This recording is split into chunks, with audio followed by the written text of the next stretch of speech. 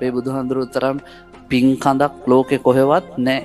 ඒකයි උන්වහන්සේ කියන්නේ මන්තරන් දානානිසංස දන්නවනම් මිනිස්සු Taman සතු ඔක්කොම දෙයි.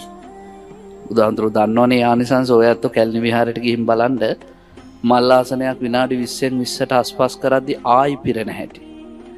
රුවන්වැලි සෑයට ගිහිල්ලා බලන්න කොහොමද බුදුහාඳුරන්ගේ භාග්‍ය අයිසාරි. දලදා වහන්සේව පුද දෙන්න දැන් මිනිසුන්ට මුකුත් ගෙනියන්න දුන්නා නම් මාලිගාවේ කොයිතරම් මන් දන්නේ නැහැ පින්වන්දි මෙහෙම ලංකාවේ මිනිස්සු ගායකව බලන්නවත් ගියේ නැහනේ. ක්‍රිකට් ක්‍රීඩකයෝවත් මිනිස්සු උන්මාදයටපත් කරපු ජීවත් වෙලා ඉන්න උන් බලන්න ගියෙත් නැහැ.